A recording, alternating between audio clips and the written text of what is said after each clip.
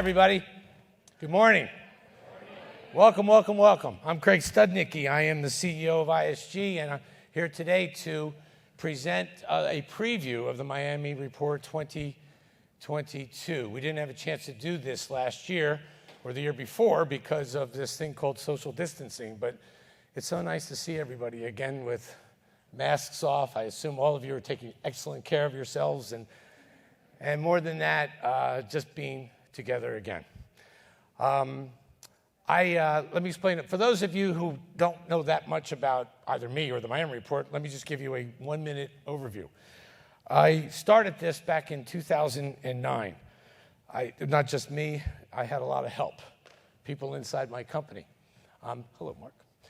And it started because in 2000, and these are some of the covers that we have sported over all of these years.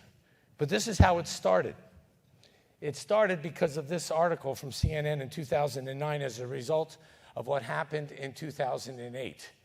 They basically declared that there were over 20,000 condos, standing inventory, all defaulted stuff, and that this was a 10-year supply of real estate in South Florida.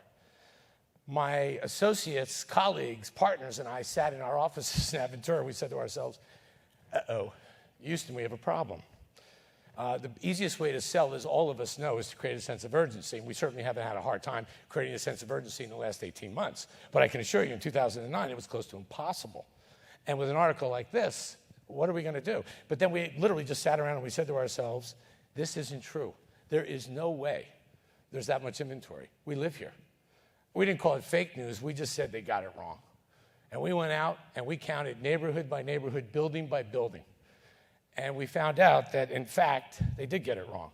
There was actually 11,500 condos of defaulted inventory. We thought it would be a 3 to 5 year absorption, and in 2 years it was all gone. All that inventory was gone. By 2011, it was gone, and it started the next cycle, which began in 2012. Well, all my colleagues at ISG said, listen, this information is really good, and the realtors love it. Can you just keep it going? So we published one in 2010, we published one in 2011, and I just kept the updates going. Next thing I know, we have to produce it in Espanol and Portuguese, and a couple times we've even done it in Mandarin. It turns out that it's become very popular for all of you. It's become actually a little bit of a branding statement for my company.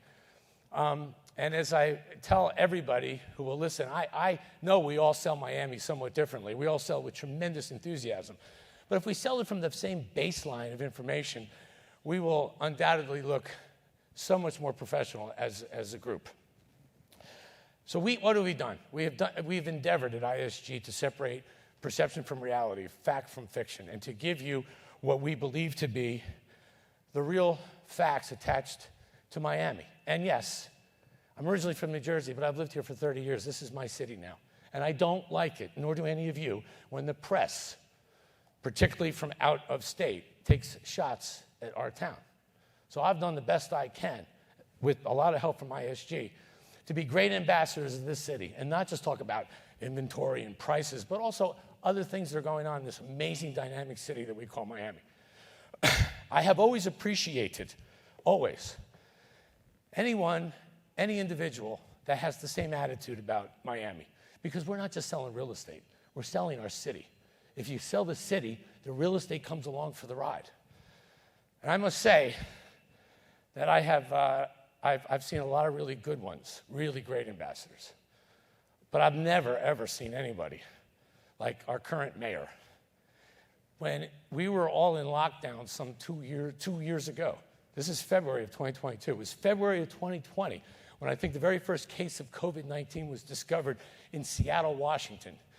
Little did we know, a month later, we're all in quarantine. And we're all sitting around saying to ourselves, what are we going to do? What does the future look like? Mayor Francis Suarez said something very differently. I'm going to get on planes, and I'm going to travel around the United States, and I'm going to sell this city. I'm going to Wall Street. I'm going to California and Silicon Valley. I'm going to all 4 corners of the planet, and I'm going to tell everybody about how wonderful this city is. You know, I've had the pleasure of knowing most of his predecessors, including your dad. And they're all amazing, amazing salespeople. They really are. And they're fun, and they have a love for this city that is unmatched. But nobody nobody touches the love, the enthusiasm, and the passion for this city like our current mayor. So I would like all of it. Yeah.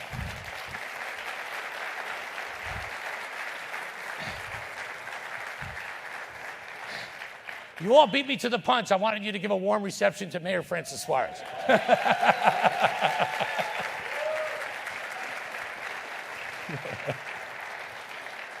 Okay, thank you.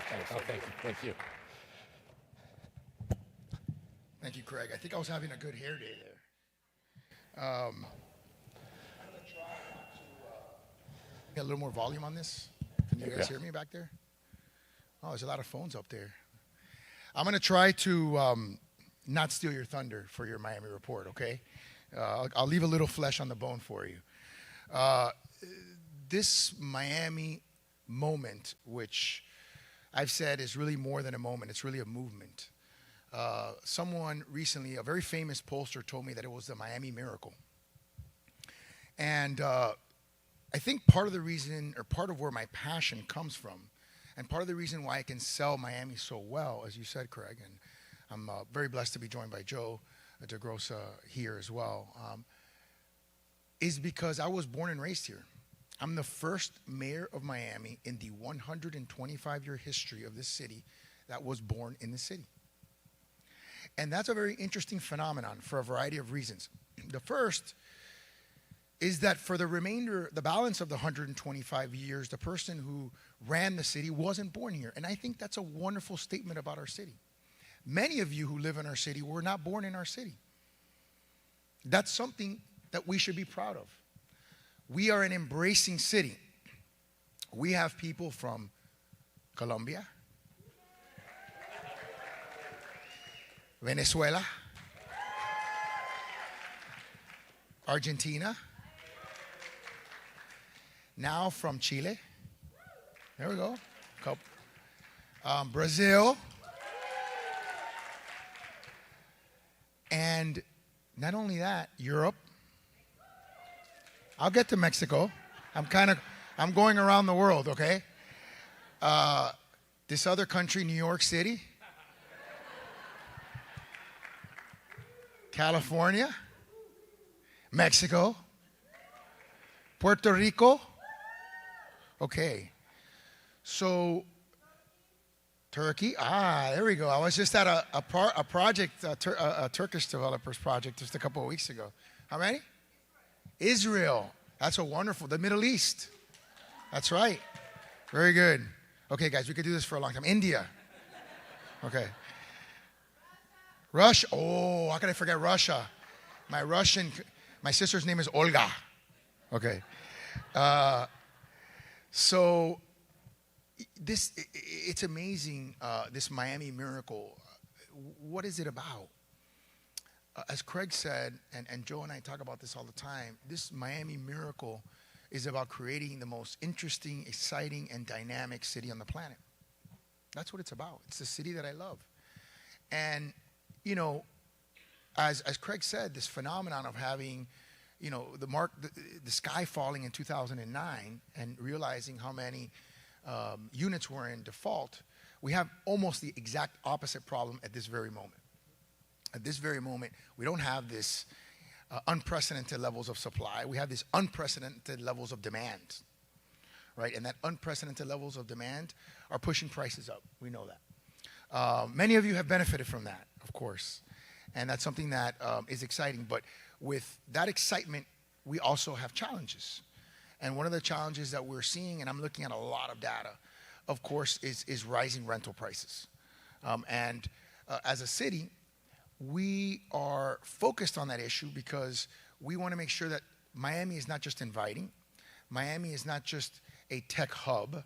Miami is not just a center for commerce, but Miami is a place that we can all live in. And so we're doing two things, and we're going to make two big announcements just after this.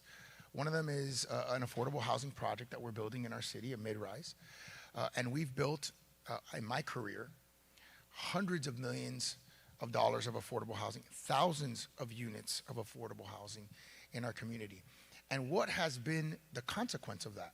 Not only have we allowed people to live in our city affordably and with dignity, but it's had great byproducts, one of which is that we are at historic lows in our homicide rate. Last year, this is a selling point for you all when you go out there and sell our city, our homicide rate went down by 23%. If you look at any other city, in any other major city in America, they unfortunately are seeing a very, very different reality. This year, and we're only on February, what day is it today? February 10th? I can't even keep the days straight. This year, we're down close to 60% from the 23% that we were down last year.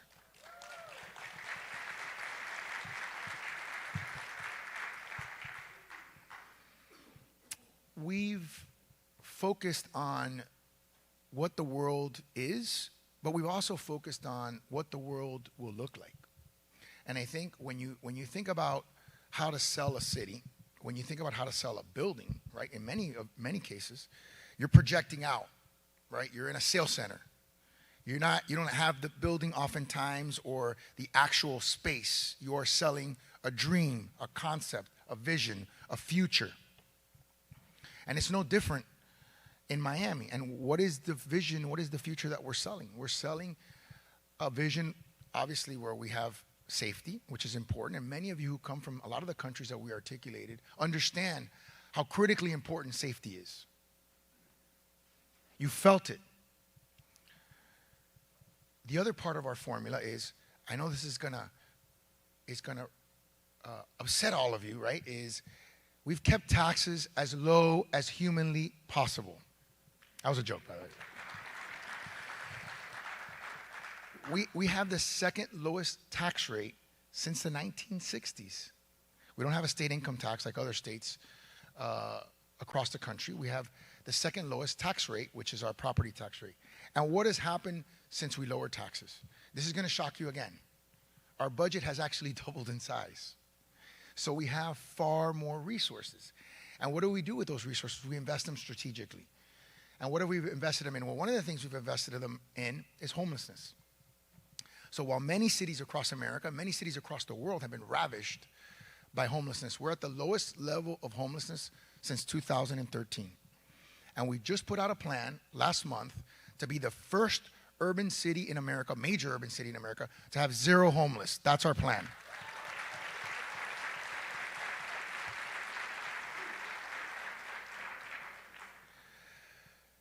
Another thing that we focused on is your most precious commodity.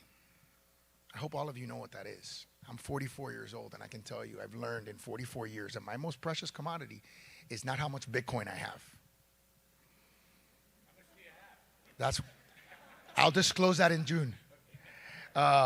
It's not how much money I have in my bank account. My most important commodity is my time. Because the money that you have liberates you, frees you to do what you really want to do. And so we built our city around the concept that the most important commodity in your life is your time. And so we've invested in a $100 million linear park called the Underline, something that will rival the High Line in New York, the Beltway in Atlanta, and Millennium Park in Chicago. We're going to have a premier global public space. We've invested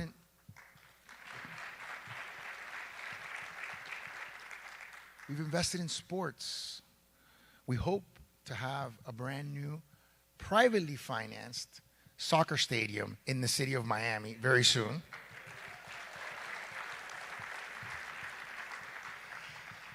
And oh yeah, in a couple of months, we're going to have this little race that maybe you guys have heard of, Formula One, right? Only the second race in America, so we're the only city in the world that has all the 5 major sports and Formula One. Put that on your due diligence sheet. We focused on culture. We have the most exciting cultural and artistic event in the world in our Basel, which is now becoming NFT Basel. And that's something that attracts people from all across the world. And then I'd say the last thing is, and this is a very important thing, we've leaned into innovation. The world is more disruptive than it's ever been, and the rate of disruption is increasing exponentially. And what I love about the realty community is that the realty community embraces that. They're not afraid to compete. They're not afraid of change. They're not afraid of having to deal with adversity, right? Whether it's too much supply or too little supply. The world is always changing. You always have to be adapting. And for us to be competitive as a city, for your children, and for many of your unborn grandchildren's grandchildren, we have to stay ahead of the disruption. We don't have a choice. There isn't a choice. Now, all of that has resulted in the following KPIs. You guys know what KPIs are, right? You guys all look at your KPIs, right? We're number one in the nation in tech job growth. We're number one in the nation in tech job migration. We've transferred $1.2 trillion in assets under management to this city in the last 16 months. And according to PitchBook, we've grown 200% year over year in venture capital deals completed. Now, if we were to double that for 2 more years, we would overtake San Francisco. Yeah.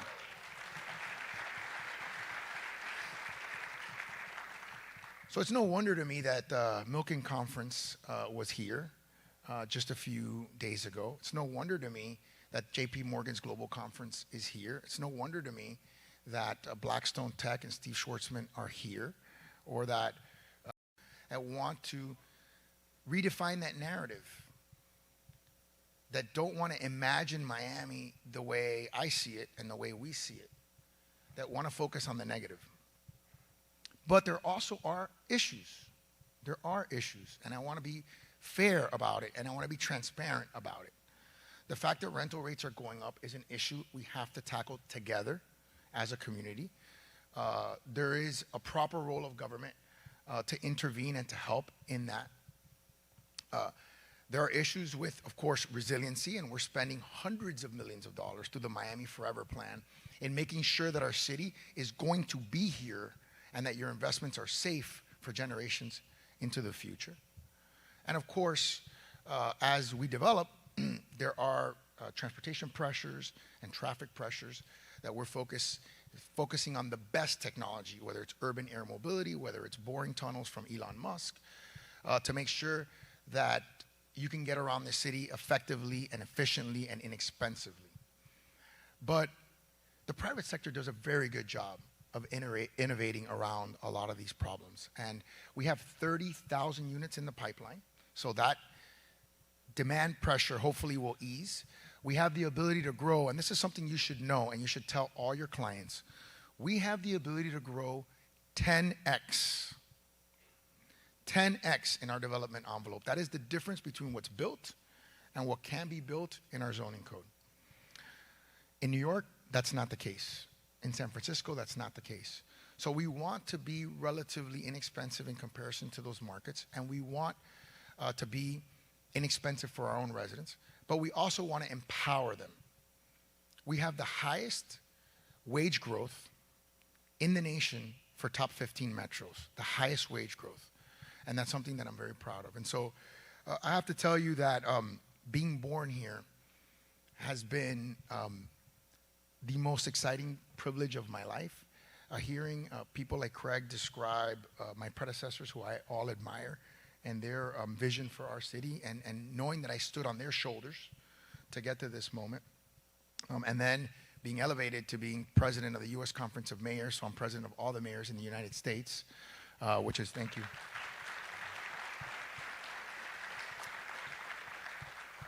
It fills me with love and passion for what I do. I really do. I wake up with so much energy, I have to tell you. And I'm so focused, and I care so much about trying to improve not only your lives, but the lives of your families. It's hard to even describe how I feel.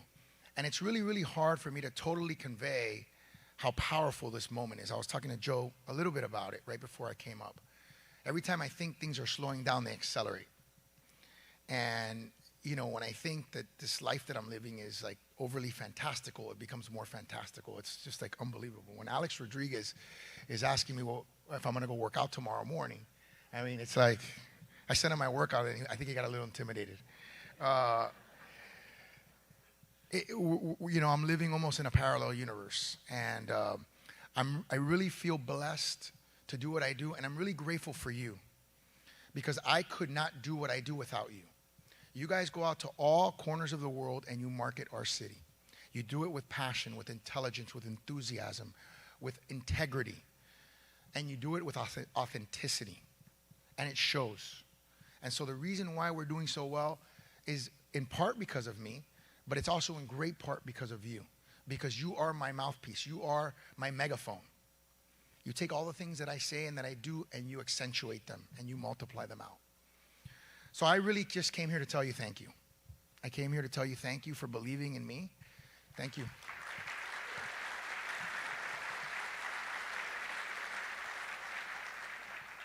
Thank you for believing in my city. As Elon Musk says, we are going to the moon. Thank you.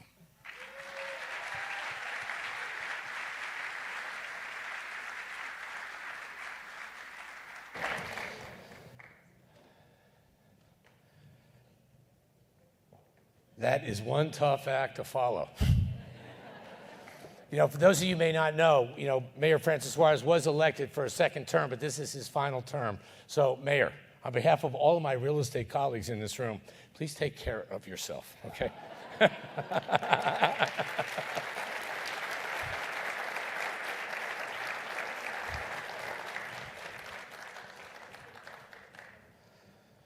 And now I begin. He has done one hell of a job, hasn't he? And I just learned some things today I didn't know, and I live here, and I write the Miami Report, and I think I know as much as anybody. I don't know anything. What I do know is that this city of ours is poised for some spectacular new heights. In a few minutes, I'm going to introduce you to my new business partner. His name is Joseph DeGrossa. He's chairman of the board of DeGrossa Capital. I met Joe years ago, and we've been talking, and amongst other things, he said, Craig, real estate and Wall Street are becoming more closely linked all the time. And that really got my attention, because I am seeing that all the time. But more than that, Mayor Suarez is a board of director of DeGrossa Capital. And I'm sure that Mayor Suarez's constant conversations with Joe kind of inspired Joe to say, which he says a lot, the next 10 years is Miami's golden era, and I'm going to let him speak to that in a few minutes. But now I think I know why, because having listened to the mayor, whoa, get ready. So let me talk about the Miami Report. We have always, since 2009, all we tried to do, as I said earlier, separate perception from reality, fact from fiction, and give us all the same baseline of data from which we can sell from. We also, in accumulating this data, I know you all have the same reaction that I do. The data changes the direction of our compass. It moves us in the direction that the trends are telling us to go. A couple years ago, we were all, 2 years ago, 3 years ago, 4 years ago, it was all about selling the overhang of inventory that was left over from the 2012 cycle. That's what it was all about. I never talked about houses. I never talked about houses, if you think about it. If any of you have ever listened to any of my presentations, it was always about the condominium inventory here, because that's really was the strength of of ISG's business for years and years and years. But something changed in the last couple of years. What we've been talking about since 2018 is this, supply shock. Whether it's The Real Deal or some other publications down here or some other pundits. There are pundits. It's a fancy word for an expert. Joe DeGrossa asked me not to mention Peter Zalewski's name, so there, I won't mention it, but Peter Zalewski, who, I wonder what happened to Peter Zalewski. He used to love to talk about all of the inventory and the glut of inventory there is for sale, and he could just ruin a bride's mood on her wedding day. That's what Peter could do. And I would then have to step up and say, Peter, God bless you, you're wrong, because there's not as much inventory as you think, and when you separate it out from Dade and Broward and Palm Beach County, hold it. Then you separate it out town by town by town. There's not nearly as much as you're saying. And that's what I had to write about in the Miami Report for years and years and years. But still in 2018, I tried to tell everybody we're heading for supply shock. What's that mean? Well, in 2017, the U.S. dollar got pretty strong. The U.S. dollar got really strong around the world. And it really shut down a lot of Latin sales. We all know that, those of us who are selling real estate here.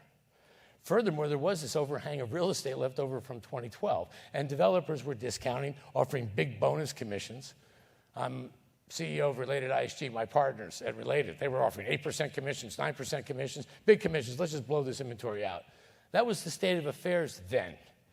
Still, it wasn't all that much. You take that overhang of inventory and combine that with the rising dollar, developers stopped developing pre-construction because the natural market for pre-construction was always a Latin America. It's not the Americans. The Americans are more about here and now. I want it now. Joe DeGrosso wants a new car. He drives into the Mercedes dealership this morning. He drives out with a new car this afternoon. Well, actually, that doesn't happen anymore because there's no cars in Florida. But you know what I mean. I was going to use a boat analogy, but there's no boats either. It's amazing what's happened in the last couple of years. Now, Americans want it now. The natural market for pre-construction is Latin America. In Miami, with the high dollar and the overhang of inventory, they're not building. And I was sitting back in my office at Aventura saying, we're not building? You know, eventually we're going to run out of these condos. I was never thinking about houses. I was only talking about supply shock with relates to condos. If we're not building, eventually all this overhang is going to get sold. Close friend of mine, Kevin Maloney, he's the CEO of PMG. They're developing Waldorf Astoria in downtown Miami. He doesn't refer to Waldorf as a high-rise. He refers to it as a super tall building. Super tall building is like the same as a skyscraper. But the point is that we're not building 20, 30-story buildings anymore. And I knew that in 18. We're building 70 stories, 80 stories, now 100 stories. These buildings take a long time to build. A long time to build. A lot of you are, before the event began today, we were talking about some of the projects that are under construction, Aston Martin being one of them. Aston Martin broke ground in 2017. It will finish this year. That's a 5-year build for a 75-story building, and I can assure you that developer is building it as fast as he can. I can assure you. But that's why supply shock was introduced to all of you in 18, because once they start building, it's going to take a long time to deliver this inventory. And if we run out of supply with condos, what are we going to do? And I had no idea, even then, that we have a mayor that can sell snow to Eskimos. I mean, we have a mayor that loves this town, and he can sell Miami better than anybody I've ever seen. And the proof is in the pudding. We have Wall Street firms coming here. We got firms from Silicon Valley, which I touched on a while ago. Most of us think it's about the Northeast and California. Most of us think it's about just those two primary states. But I can assure you, all 50 states, even Hawaii, even Alaska have moved here in the last 18 months. And so much of it is because of Mayor Suarez. But this concept, this started in 18, and let me walk you through it. Once again, I never, ever talked about houses, but I think that's where we need to start. And I'm going to start with my Apple iPhone. A little tongue-in-cheek, just bear with me. But I know, and I think you all know too, that the most popular product in the world today is my Apple. Well, this is a 12. I know they're selling 13s today. I'm always a little bit late. It's my Apple iPhone. It's your Apple iPhone, the most popular product in the world. And when I look at the data, I've come to realize that the second most popular product in the world today is a house. I'm starting with houses because you got to see some of this data. We'll start with houses. 2 years ago, December of 19, there were just over 16,000 houses to sell in Dade, Broward, and Palm Beach counties combined. These are all houses, all price points from the ocean to the Everglades. A year later, by December of 20, it dropped by almost 50%. Why? 2 words, social distancing. We're in the middle of COVID, and the world said social distance, social distance. Some of you realtors couldn't even get into high rises. The condo associations wouldn't let you in, remember? So houses is where you went, but you didn't really have a lot of requests for condos anyway. People wanted houses. I can manage social distancing in a house. I choose who comes in and out of my house. I don't have to go through a lobby. I don't have to go up an elevator, and the proof was in the pudding. Look at the amount of houses that traded, and that was 2020. So here it was a year ago, and we were saying to ourselves, I wonder if the last 6 months of 2020 is going to be a precursor to what 2021 might be. Well, look what happened. From December of 20 to December of 21, inventory reduced again in half. And every single one of you know that all of those houses were sold at list price plus multiple offers, no contingencies of any kind, no inspections, no mortgage contingencies.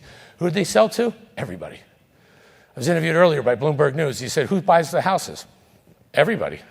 Well, I thought mostly baby boomers liked condos. They did. They still do. But Those that want to manage social distancing, they want a house. But you know what happened? It wasn't about social distancing anymore. People just love having a house. They love the privacy of a house. They love how they can manage the social distancing thing with a house. One of the things I'm going to cover in this presentation is a concept called paradigm shifts. A paradigm shift is not a blip on the screen. It's not something that's happened in the next couple of years and then we're going to return to the way life was. No. Paradigm shifts is a shift in the way we think and in the way we live. What COVID did, it drove us to houses because of social distancing, and then we fell in love with houses. Prior to COVID, I'm a real estate broker. I'm in Miami, and I'm telling you, not just Miami. I studied this all over the world. There was this world movement from the burbs, from the suburbs, all over the world to the cities, because the cities is where everything was. It's where all the action was, the entertainment, the cuisine, the healthcare, schools, everything was in a city, including me. I live in Miami. But now all of a sudden, COVID shows up, and we're leaving the cities. We didn't leave Miami. We didn't leave New York City. We left all the cities all over the world. And they went to houses, and then they discovered how much they like houses. And the love affair that all human beings now are having with houses is ongoing, and it shows in the numbers. On December 31st, we were at 5,300, an all-time low. And as of yesterday, 4648, Dade, Broward, Palm Beach County. I guess I just got ahead of, a little bit ahead of, no, I didn't get ahead of myself. Now look at these numbers to the right of the screen. This is sobering. We are averaging in all of 2021, month in and month out, including January of this year, 1,750 new listings go into MLS every single month. Every single month. But we're selling 2,500 houses a month. The net difference is obvious.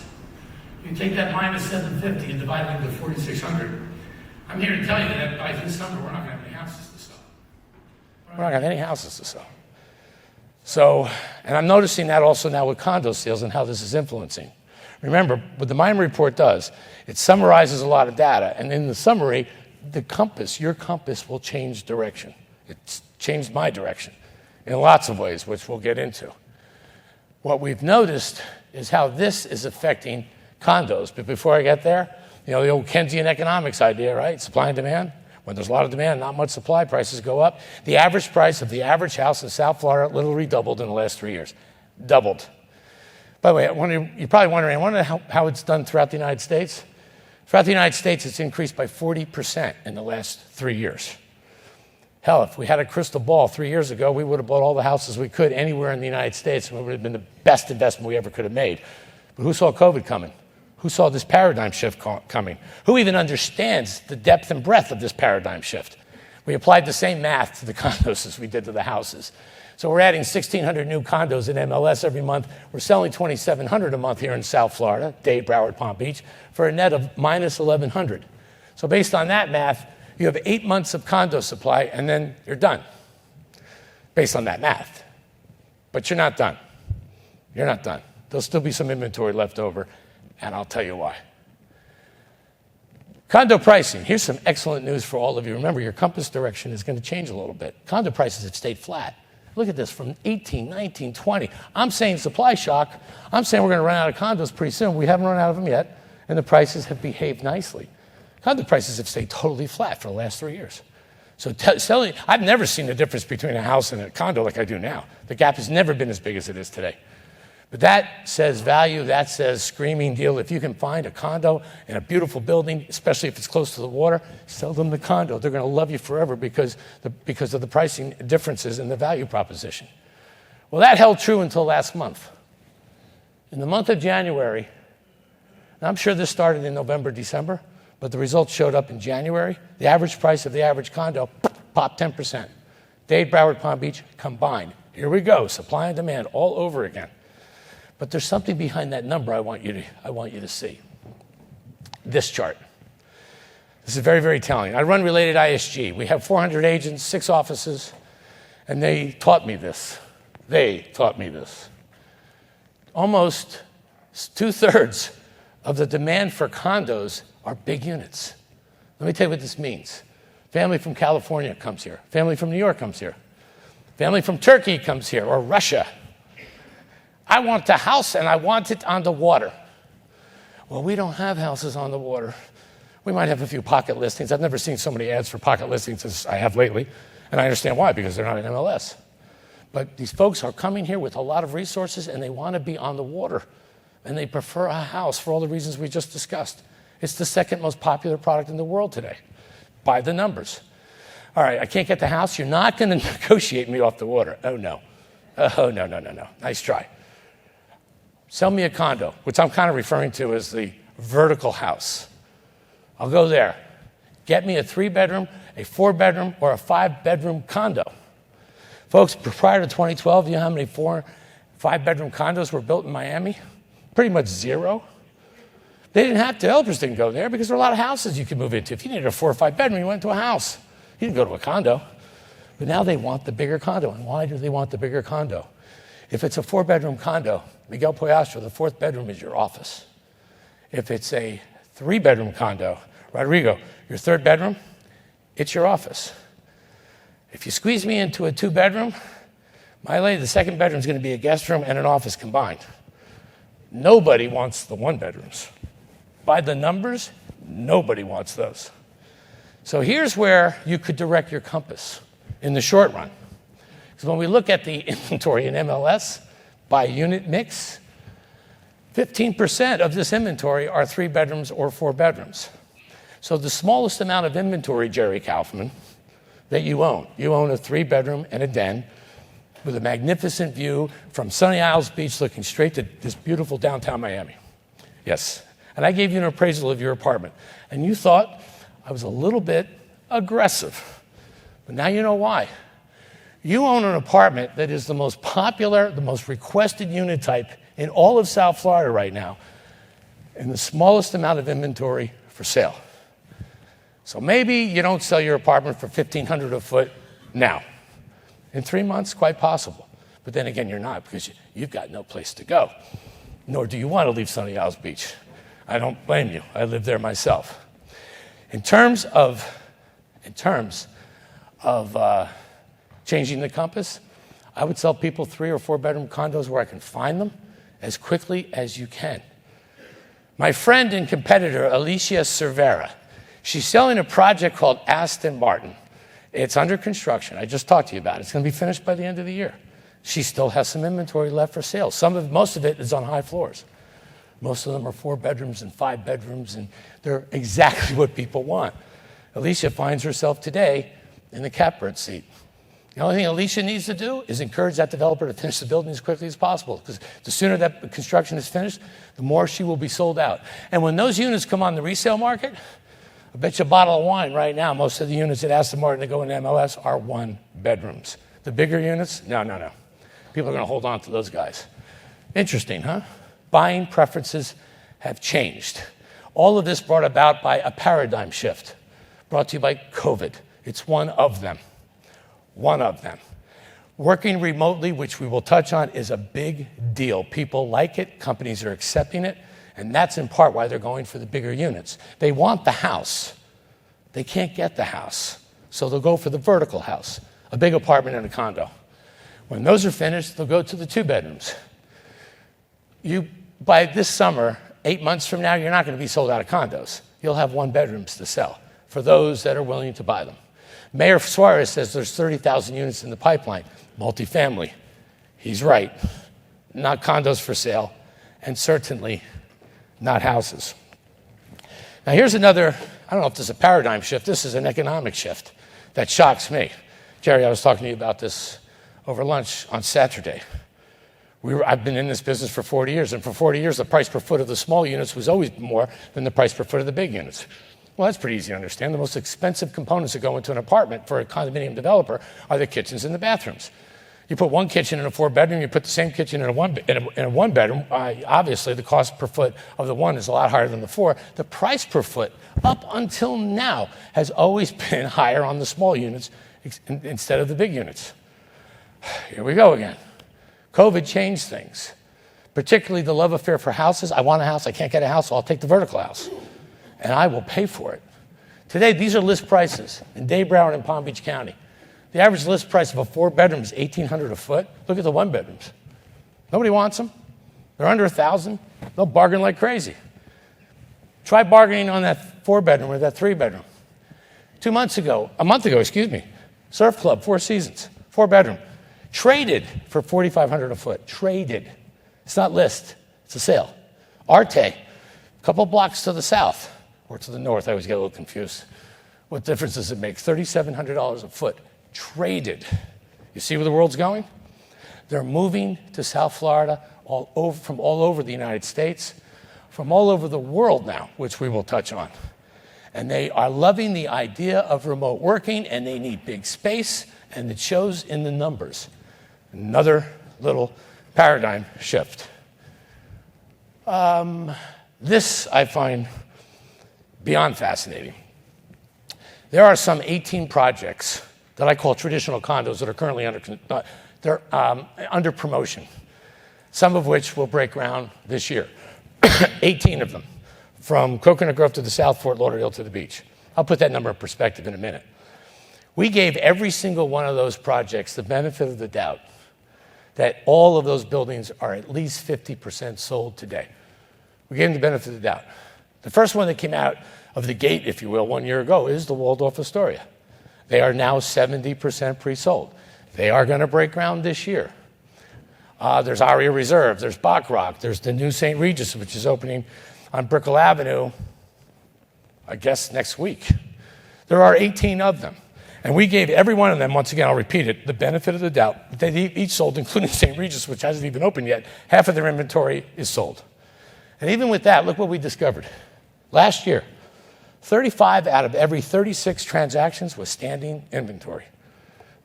This goes to the power of now. I want to live in South Florida now. I want to enjoy everything that South Florida has to offer now. I want it now. A lot of this dominated by Americans. And I touched on it earlier. Americans are not the natural market for pre-construction because we're into immediate gratification. We want it now. But we want it now more than ever. And I think I know why. About 3 weeks ago, I'm sitting home on a Sunday, and I was going to watch 60 Minutes, which I don't watch every week, but I watch it a lot. And they were going to interview the place kicker for the Baltimore Raven football team. And I was actually curious as hell about this because I never knew what kind of pressure these guys live under. There's 2 seconds left to go in the football game, and whether you win or lose is all dependent on your foot. And you're playing, your teammates are giants, and they've just been battling for an hour like crazy. Here comes a little bit 5'7" guy, maybe from South America, who can kick the hell of a soccer ball, but now he's got to kick it between these uprights. And there's crowd noise and there's wind. I wanted to hear what this guy had to say. I wanted to try to get a glimpse into the pressures these guys feel. But that was the second part of the 60 Minutes interview. The first part was the chief economist of LinkedIn. I don't want to listen to LinkedIn. I want to listen to the place kicker.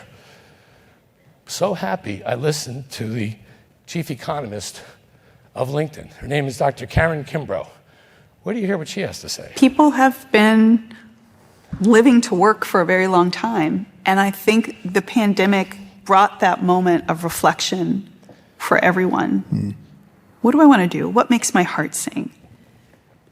And people are thinking, if not now, then when? Karen Kimbrough is LinkedIn's chief economist. She has degrees from Stanford and Harvard and a PhD from Oxford, used to work for the Federal Reserve, and now has a bird's eye view of the U.S. labor market. We have this unique view of the data. We can see across millions of members and what they share with us, and we can see from employers, millions of them that are posting jobs on our platform. There is one person hired every 15 seconds right now on LinkedIn. But LinkedIn's data on who is leaving jobs is most compelling. Millions of baby boomers retiring early, but also millions of Gen Z workers, people in their teens and early 20s. Many more women than men. In all, the highest quit rate since the government started keeping track 2 decades ago. The number of Americans quitting their job is higher than ever. Higher than ever. Higher than ever. Do the data tell you why?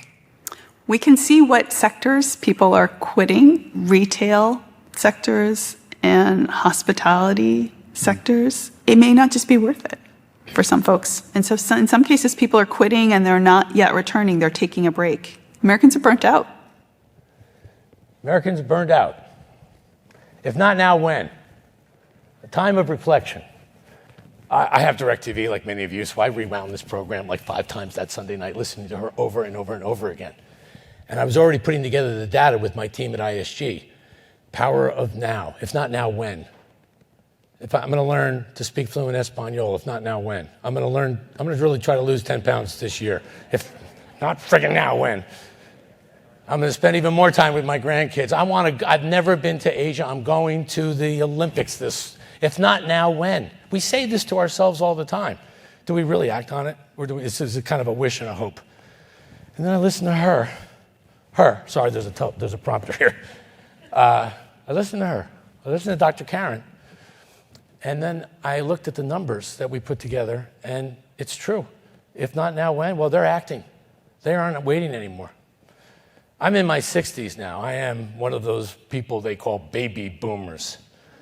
And I really do understand, if not now, when.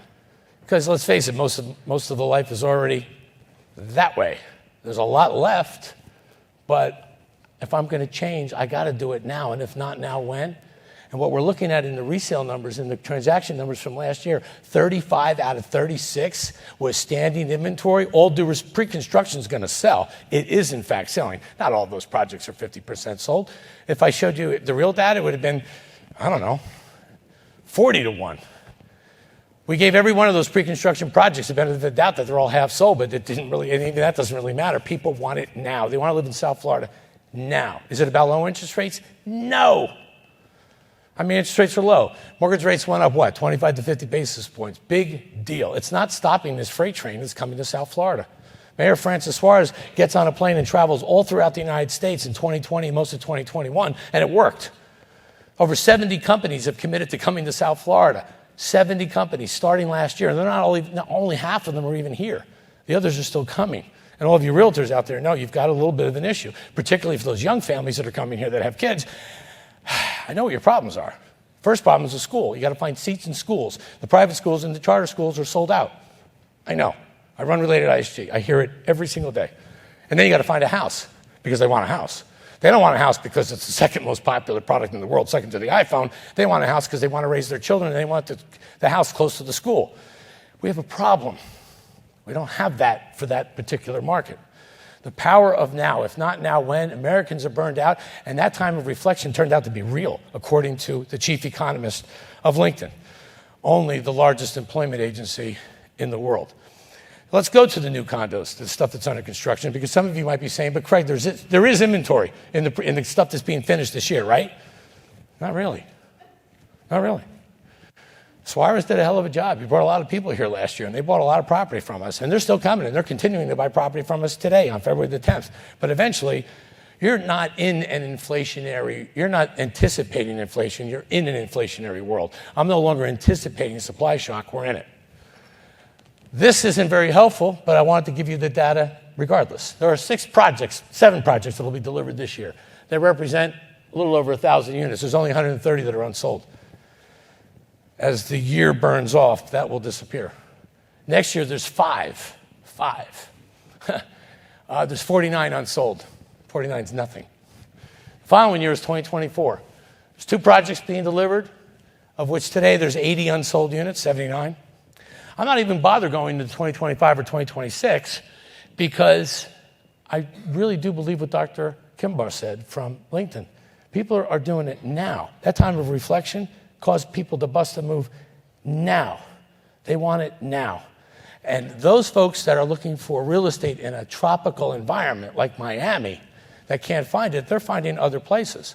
But what they're not doing, clearly, is staying in Chicago, staying in Boston, staying in Buffalo, staying in New York City, staying in Philadelphia. No. They're moving. They're moving. Let me put the newer projects even in perspective for you. I said there are 18 that are currently being promoted, starting with the Waldorf Astoria that started 1 year ago. They represent 3,000 units. And when we look at it on this Google map, it doesn't seem like very many, does it? And the reason it doesn't seem like very many is because it's not very many. We need so much more of these. Now, when I say a traditional condo, I'm not talking about these short-term rental condo hotels that are investment properties that a lot of you have been selling. And I know why. in part because there's not a whole lot of inventory to sell, and in part because those units are so small that the price is very little. I get it. But what we need is this. I live in a building in Sunny Isles. It's called Ocean 2. I'm only allowed to rent my apartment if I wanted to one time per year. That's it, once. 6-month minimum, but it's one time, that's it. And they have a tenant screening committee, and they're pretty serious people. It's a non-transient building. I get to enjoy what they call a quiet and peaceful enjoyment. Remember that concept? That's what we need more of, and that's what we're not building quickly enough. For the developers that are in the room, Mr. Brett Dill, for the developers that are in the room, this is what we need, and this is what we don't have. Let me put this in perspective. In the last cycle that started in 2012, we built 123 buildings, 19,000 condos. These are traditional condos, not 18, not 3,000. We built 20,000. These are practically all gone. In the previous cycle, that was pretty nuts. Those were the Biscayne Landing days, Brett, and other things. 275 buildings got built in Dade, Broward, and Palm Beach County, totaling almost 60,000 units. Now, that is way too many. But I do need to say, they're all sold. They're all occupied. They've been reselling. I mean, everything worked out. They kind of got caught in that logjam of 08, which caused CNN to say, Miami's got all this unsold inventory, which just gave birth to the Miami Report. That's too many. This is probably our sweet spot, what we did last cycle. This is so grossly underserved because I haven't even touched on demand yet. I'll do that in a couple of minutes because when you see demand, you'll realize it's the developers that have to get busy, not with the condo hotels. We need this stuff. We need the stuff that people really want because they really want to live here like you do, like I do. And they can't live in a hotel room. They want this. Demand, here we go. You know I've always been tracking this. Heck, I've been tracking this for the longest time. I remember 30, 40 years ago, or no, 50 years ago, I guess, because I'm getting kind of old. I asked my father once, what's the fastest growing state in the country, Dad? He said, it's New York. In those days, they didn't have the internet, so you had to go to a library and open up the World Book Encyclopedia to prove that he was right. Spot on. It was New York, followed by California. Well, that was a long time ago. 10 years ago, it was Texas, followed by California and Florida. We always called ourselves the Big Three. I was so happy to be attached to Texas and California. I'm sure you were too. Because that's a nice company to keep. And then the Big Three maintained, but look what happened to Florida. We became Secretariat. We blew right past California. Pretty exciting. And we're all selling a bunch of real estate. And I know we think we're all great salespeople, but it helps us a whole lot when you've got demand. We had demand. We got Americans moving here. Look at them, they're moving here. By the way, this is from the U.S. Census Bureau, and as many of you may have heard me say in the past, these are people that declare Florida their permanent home. These aren't the folks from New York or Sao Paulo that are buying second homes. No. The president of ISG is Mike Ambrosio. He's here today. A long time ago, he moved from New Jersey. And he surrendered his New Jersey driver's license, and they gave him a Florida driver's license. Mike was included in the census number. But if you have a second home, you're not in this number. 50% of my sales every year are second homes. I'm sure it's true for all of you as well. It's a lot of people moving and buying property in South Florida, aren't they? A lot. And then look what happened this year, or last year. A lot of people thought that we passed Texas. No, but we're getting there. It's really now the big two. First fastest growing state was Texas, followed by Florida, followed by Idaho. Yeah, Idaho. And a distant 13 is California. My poor dad, may he rest in peace. As of today, New York is 50 out of 50. They lost 253 people a day last year. A day. A lot of them came here. You don't have to sigh. A lot of you made some nice commissions from those New Yorkers that were leaving that state and came here. And a lot of it because of Mayor Francis Suarez. I was joking with him earlier. At the end of my little presentation, I'm going to pass the hat. I think we all should throw in some override commissions to this guy because nobody sells Miami like Suarez. But how about these numbers? These are people moving here. Before the pandemic, like you, I sold a lot of Northeasters, particularly New Yorkers, and they were doing that 6-month and a day thing. If I can tell the New York IRS that I live in Florida for 6 months and a day, I don't have to pay state income taxes in New York. I haven't heard that at all in the last 18 months. What I hear are people moving here. If they have kids, they need new orthodontists. He and she, they need new dentists. They need new everything. They are moving here. Forget 6 months in a day. Half of 1,087 people a day. 50% of that number comes to South Florida every single day. They come to Dade, Broward, and Palm Beach County. Now, you may not have known the number when you woke up this morning, but when you drive on the Turnpike or 95 or US 1 and A1A, your road rage is out of sight. I always blamed it on the Canadians. Now I just have to blame it on a lot of people.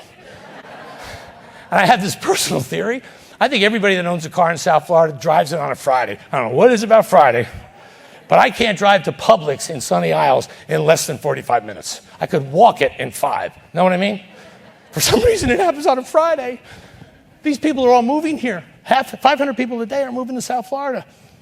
And we're in supply shock. Now, that's domestic. Let's look at international. Because in the 30 years I've lived here, I never saw this before. Take a look at all of these blue arrows pointing to the left, to the left, to the left. Everything you own in that box to the left, with the exception of our darling Ecuador. It is quite possible at the end of this year, all of South America is pointed to the left. And we're not talking about, Joe Biden left. We might be talking about Hugo Chavez left. It's a different left. I mean, leaving domestic politics aside, I think you know what I mean. The Venezuelan Bolivar is completely worthless. In the month of May, whoa. Sorry, Joe. You're up next.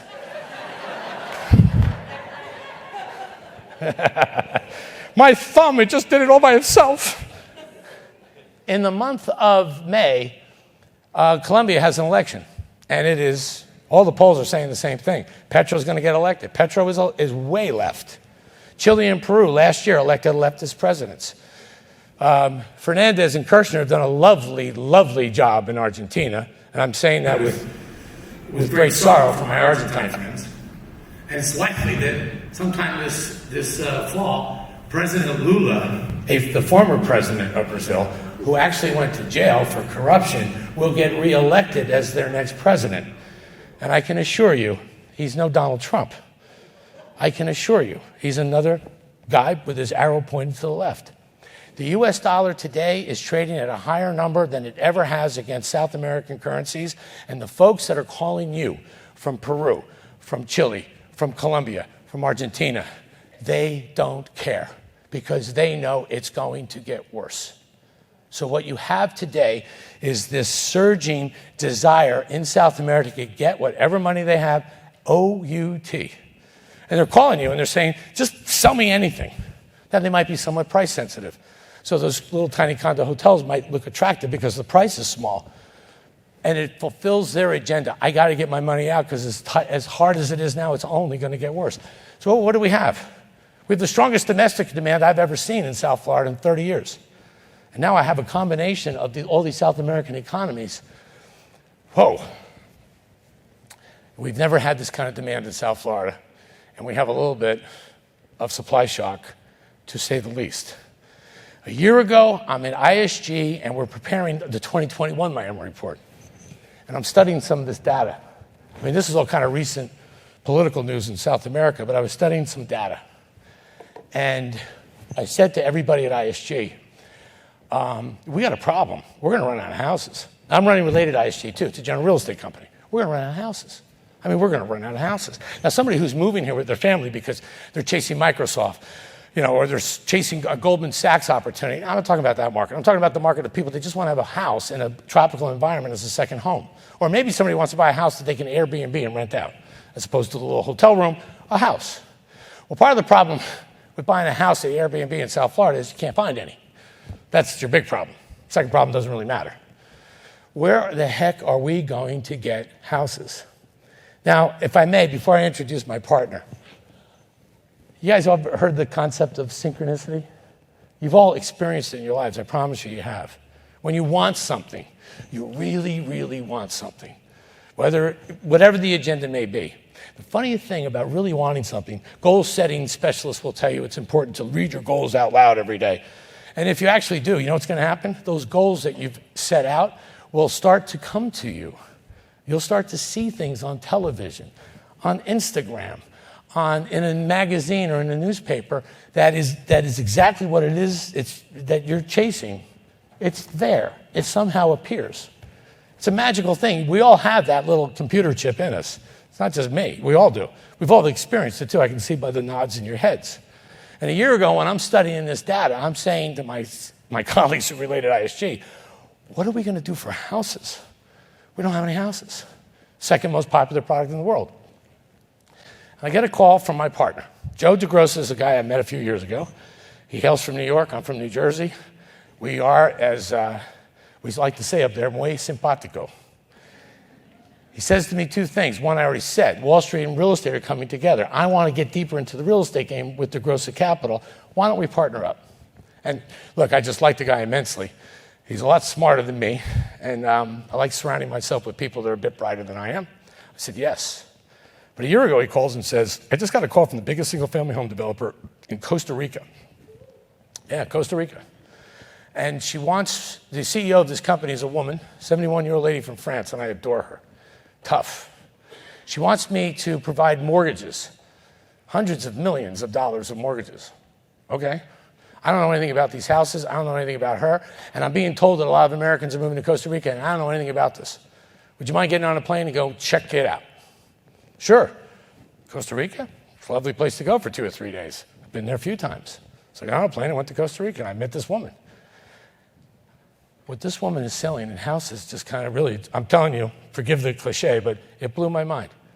For $1 million, she's selling a 4-bedroom house for $1 million on the Pacific Ocean, and if the same house was on Biscayne Bay, it would be 10 to 15. I know, because I run Related ISG. I know what houses sell for here, if you can find them. She builds a magnificent house, modern, contemporary, and they face the ocean. Check. Then, I'm walking around the community, and I'm introducing myself, kind of like I'm running for mayor of Costa Rica. I should have taken some lessons from Mayor Francis Suarez. But I met people from LA, from Dallas, Texas, from Las Vegas, from New York, from Bethesda, Maryland, from St. Louis, Missouri. Every single one of them are working remotely. Every single one of them, one couple from Toronto, Canada. My God, this magnificent looking couple in their 40s. If a 12 and a 13-year-old or 12 or 14-year-old girl, they sold everything in Toronto and they moved to Costa Rica. What the hell's going on in Costa Rica? Anyway, long story short, I came back. I told Joe, the houses are great. They're fantastic, in fact. And yeah, Americans are moving there in giant numbers. I'll walk you through that briefly. It's the fastest growing country in the world right now, in the world for Americans. But Joe, I have no way of being able to advise you on the risk factor attached to investing in mortgage money down there because, to my surprise, there's no mortgage money. All of the real estate that's been purchased in Costa Rica is all done with cash. So if you're a buyer, you're not just the buyer, you're also the bank. There is no mortgage money, and I have no way of being able to advise you on those risk factors. Craig, that's my job. Ladies and gentlemen, I'd like you to meet my new business partner, the chairman of the board of DeGrossa Capital, Mr. Joe DeGrossa.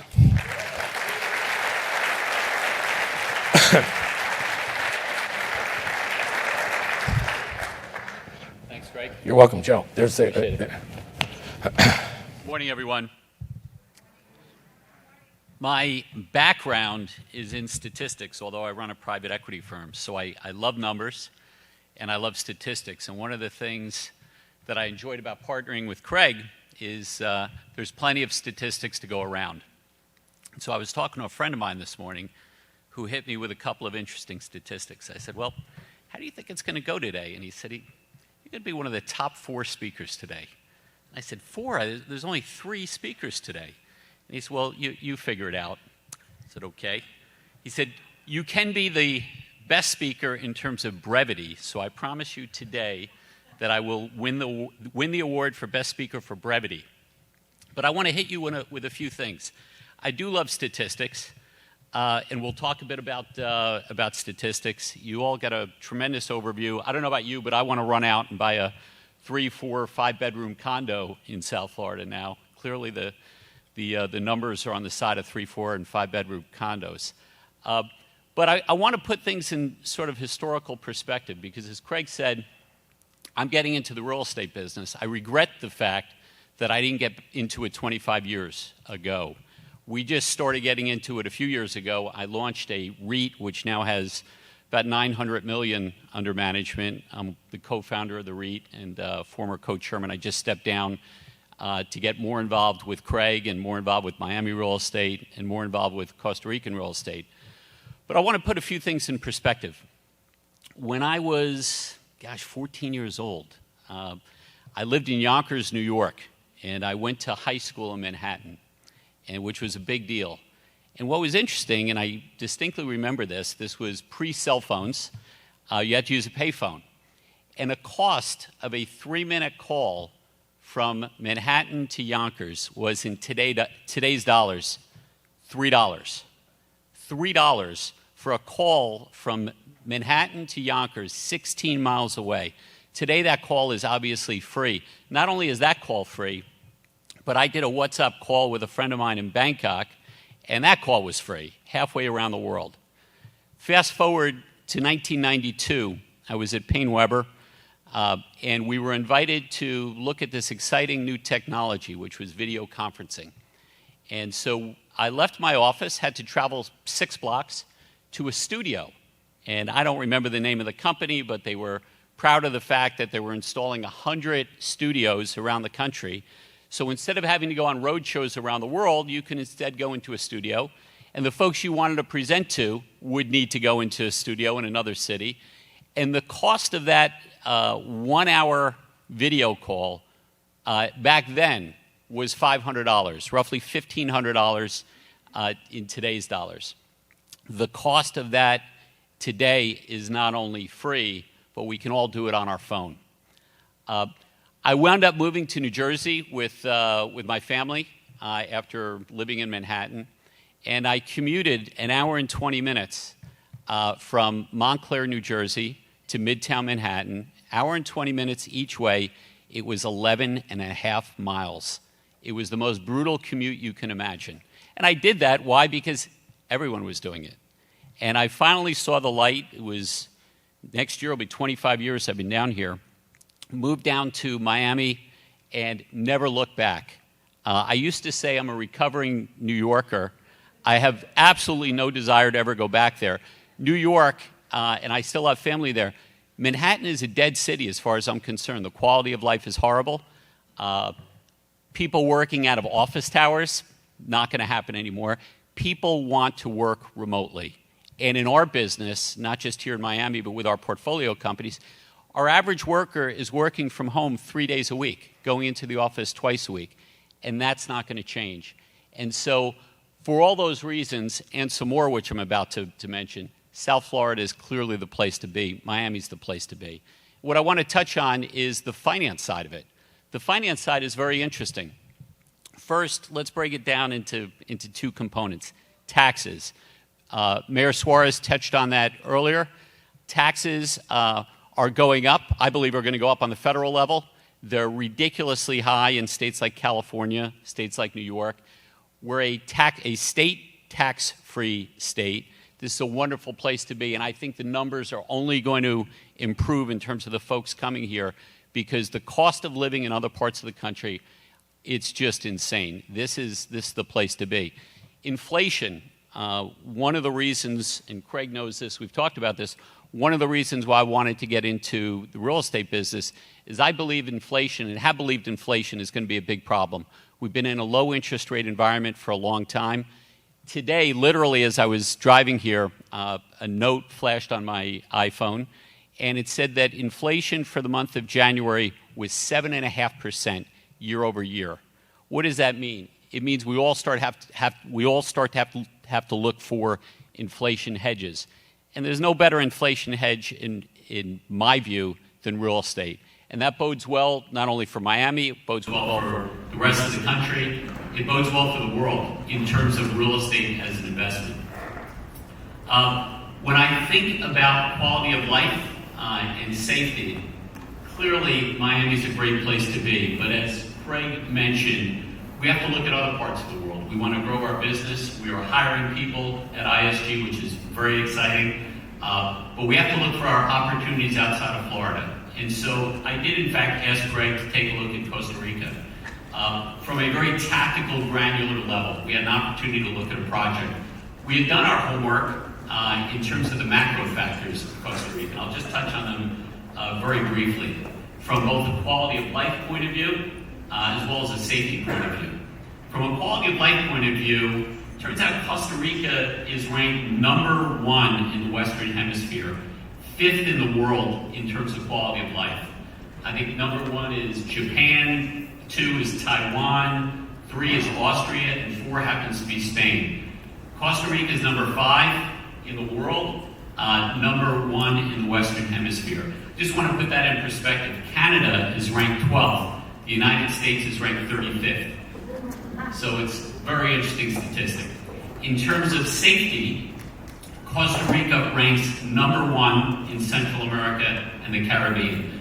So when we looked at the macro factors, that's when I went to Craig and I said, could be a very interesting place. Craig came back, gave a glowing report, as he mentioned earlier. Then we started digging into the legal side of things, because as Craig said, we want to provide mortgages. And it's a very nice, marriage made in heaven. We're interested in providing mortgages. Craig is interested in looking at product to sell. And when we looked at the legal structure in Costa Rica, we were blown away by how quick and easy it is to perfect a lien on a property, which is very important from the perspective of the lender. The process by which you can foreclose, worst case scenario, is very easy. So from my perspective, I looked at Costa Rica and I said to Craig, am I missing something? This is an absolutely unbelievable market. And so we partnered up for us to provide somewhere between $500 million and $1 billion worth of mortgages over the next 3 years in Costa Rica. We are really the only game in town in Costa Rica for mortgages right now, which is very, very exciting. But I don't want to just talk about Costa Rica. I want to leave you, as I mentioned, I would be brief. I want to leave you with the following. Miami, getting back to Miami, is in a golden age. I am very excited about Miami. This is, I think, the future of the country. I am very proud and honored to be partners with Mayor Suarez. I believe he is absolutely going places, and I think that on the federal level, and specifically Washington, and it's a question of when and not if. So I think we all have a winner in Mayor Suarez. I'm very excited, and I think, Craig, you're also very excited for all of us to be have an opportunity to help make Miami the absolute best city in the world. So with that, I would like to thank you all. I appreciate it. And Craig, I'll turn it back to you.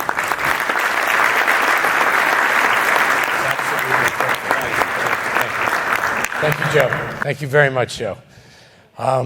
Nice little marriage between the two of us. Listen, as I said in the outset of this presentation, the data leads you to changing the direction of your compass. For the next year or two, I have to find alternate locations until these developers can deliver. As you know, once again, I keep referencing Aston Martin as a shining example because I think the building is architecturally spectacular. The floor plans are phenomenal.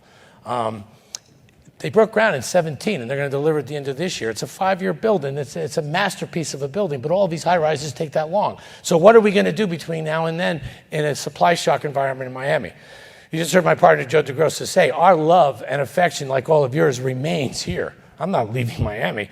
I'm looking for alternate locations, particularly to help people buy what they want. Clearly, aside from my iPhone, they want a house. And I got to find houses. I got to find houses that make sense. And maybe I find houses that make sense for even some of this investment money that's coming here. And maybe they're buying little condo hotels, but maybe they might shift their focus to owning a house on the Pacific Ocean that they can Airbnb, that they can rent out. Or maybe they even rent it out to somebody who's going to live there, live somewhere, and work remotely. Joe just touched on it. Remote working is getting more and more and more popular. And here's why.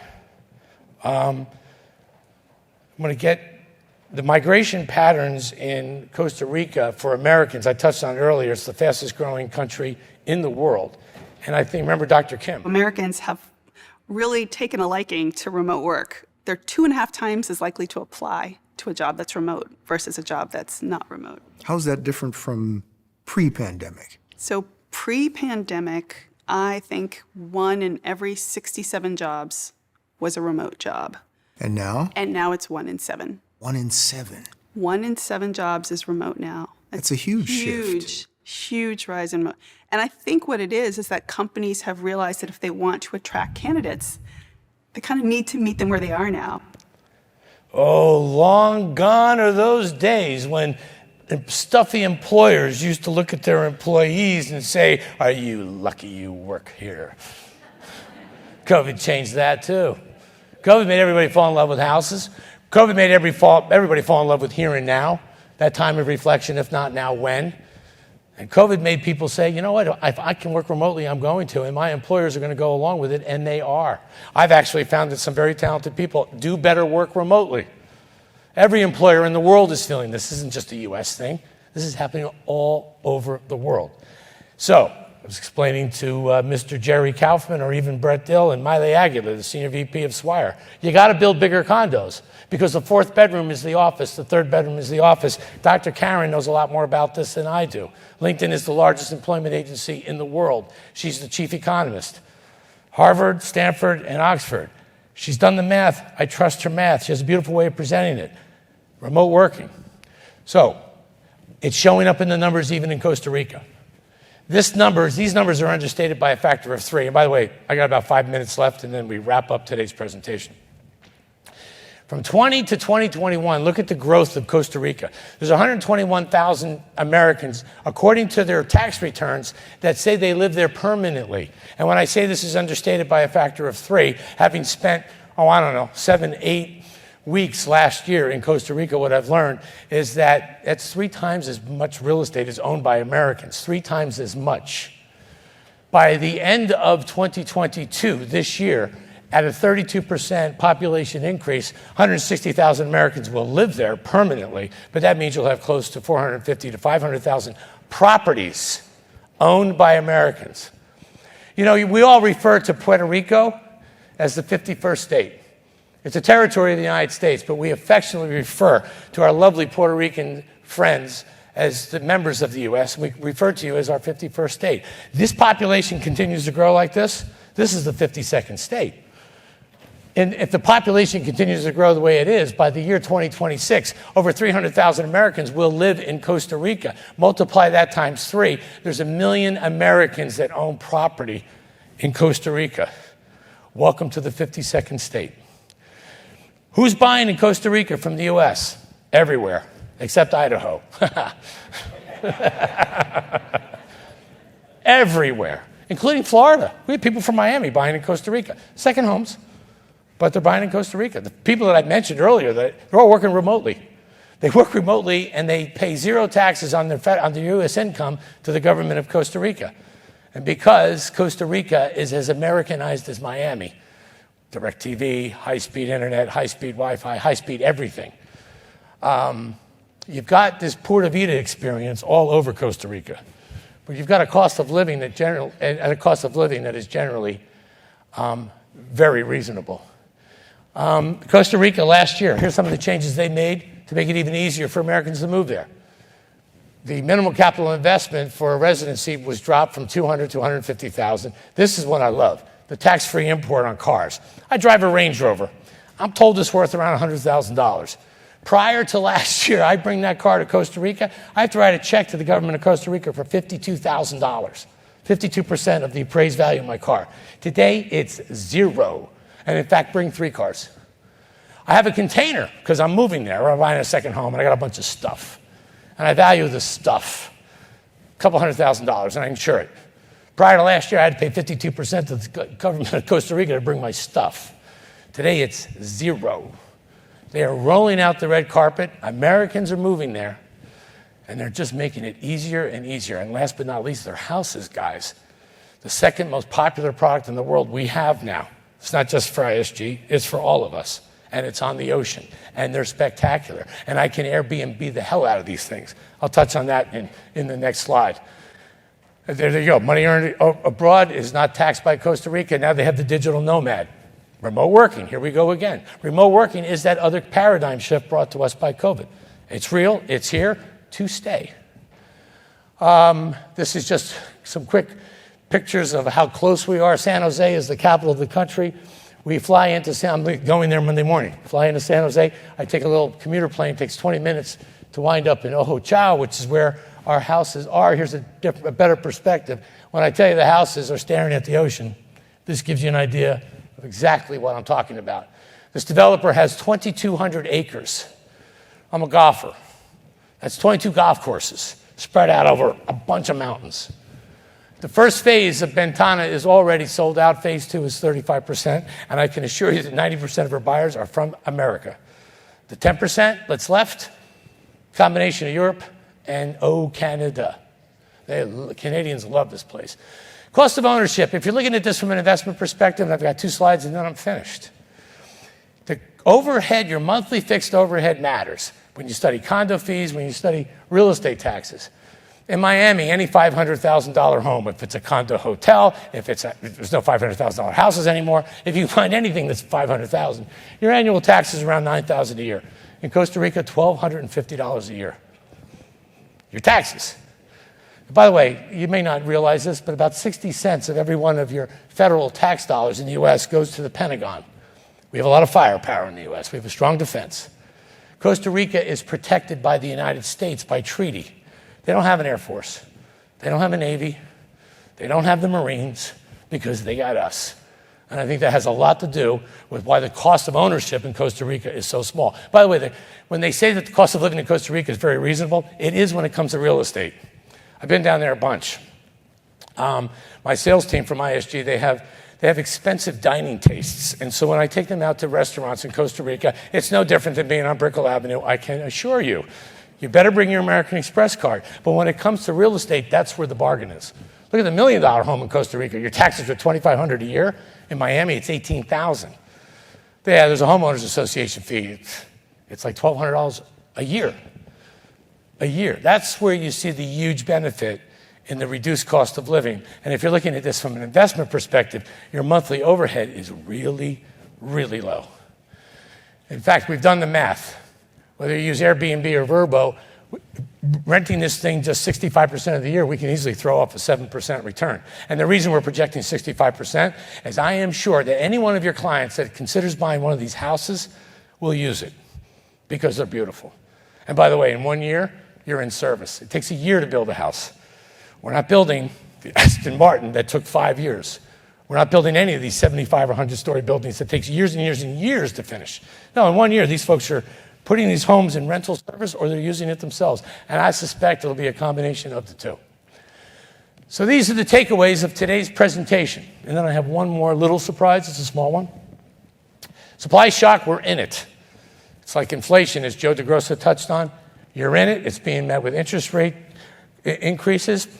There's no way that affects the demand that's coming to South Florida for South Florida real estate. So don't expect interest rates to slow anything down. No, I think you're going to have to, like me, you're going to have to look for alternate markets until developers start building again and building in bigger numbers in a reasonable period of time. The popularity of single-family houses. As I touched on at the outset of my presentation, I never talked about houses in my Miami Report presentations. I have to now because I've done this research myself with some help. What's going on in the United States with houses is happening in South America, it's happening in Europe, it's happening in Australia, it's happening in Africa, it's happening around the world. Everyone's fallen in love with a house again. They have fallen in love with a house again. Continued population growth between the North America and South America all coming to Miami. Never seen this combination so strong ever. And the irony is we've got ridiculous tight supply. Oh, where was this in 2018? Costa Rica is a great investment opportunity. Joe touched on some macro stats that are incredibly impressive, and I can assure you that the people who are buying homes there, particularly from the U.S., they know this stuff. They've done the math, and they're moving, and they are moving. Paradigm shift, as Dr. Karen Kimbrough, chief economist of LinkedIn said, if not now, when? There are Americans moving to Costa Rica without any help from any of you. If you help, there's a 5% commission in there for you. But more than that, the Americans have already done it. I didn't know, I had no idea how popular it was for Americans until I went there a year ago. And I needed houses to sell, particularly in a tropical environment. So do you. I will close this with this. I have a beautiful daughter that lives in New York City. She's 35 years old and she's a mother of 3. And she knows that I'm quite interested in Costa Rica these days. She also knows that aside from Bruce Springsteen, my second favorite band is Coldplay. Coldplay. Come on, you like them too. They're starting their world tour in March, next month. And their first stop to commence the whole world tour of 2022 is Costa Rica.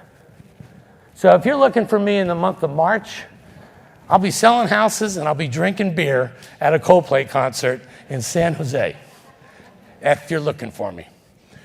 I first want to thank Miley Aguila and Karen Bowers, who just left, Senior VP of Sales for Swire Properties. Karen is the president of Swire. They really helped us a lot make today's room available here at the Mandarin. They own the Mandarin, so I want to thank you very much.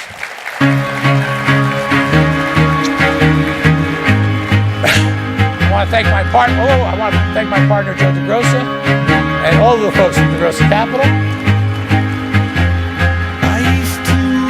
Last but not least, I want to thank Mayor Francis Suarez on behalf of all of you. What a job he's done for this city. Have a great day, everybody. Thank you for coming.